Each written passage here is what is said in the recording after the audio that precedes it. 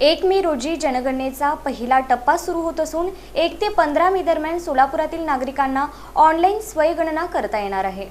केंद्र सरकारच्या जनगणना उपक्रमांतर्गत सोलापूर जिल्ह्यात जनगणनेची प्रक्रिया टप्प्याटप्प्याने सुरू होणार असल्याची माहिती जिल्हाधिकारी कार्तिकेयन एस यांनी दिली।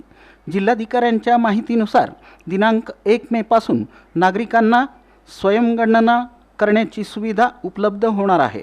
त्यानंतर दिनांक 16 मे पासून प्रत्यक्ष घरगणना प्रक्रिया सुरू केली जाणार आहे। घरगणनेदरम्यान नागरिकांना एकूण 34 प्रश्नांची उत्तरे द्यावी लागणार असून ही माहिती अचूक आणि प्रामाणिकपणे देणं आवश्यक असल्याचंही त्यांनी स्पष्ट केलं। जनगणना ही शासनाच्या धोरणात्मक नियोजनासाठी अत्यंत महत्त्वाची असल्यानं नागरिकांनी या प्रक्रियेत सहकार्य करावं असं आवाहन जिल्हाधिकाऱ्यांनी केलं। सोलापूर जिल्ह्यातील सर्व नागरिकांनी या जनगणना उपक्रमात सक्रिय सहभाग नोंदवून प्रशासनाला सहकार्य करावं असंही आवाहन करण्यात आलं आहे। सर्वांना माहिती आहे की जनगणना 2027चे काम आम्ही सुरू केलेली आहेत आणि हा भारतामध्ये होणारे पहिला डिजिटल जनगणना आहेत। हा डिजिटल जनगणना 2027चा मुख्य घटक म्हणून स्वगणना आपण उद्यापासून म्हणजे 1 मे पासून आम्ही सुरू करणार आहेत।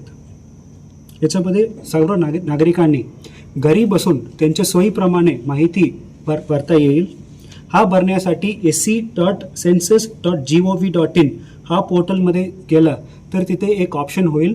त्या ऑप्शनमध्ये मोबाईल नंबर टाकला तर OTP येईल।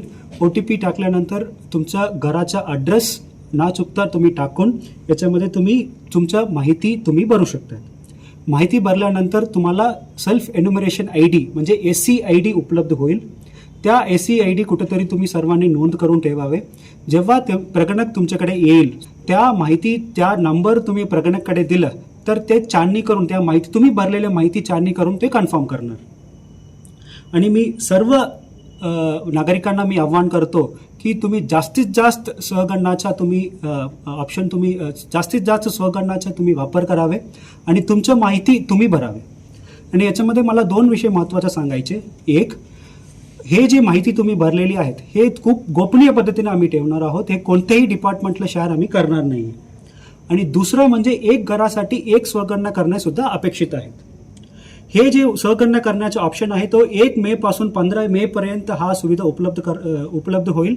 15 मेच्या नंतर स्वगणना करता येत नाही आपल्याला।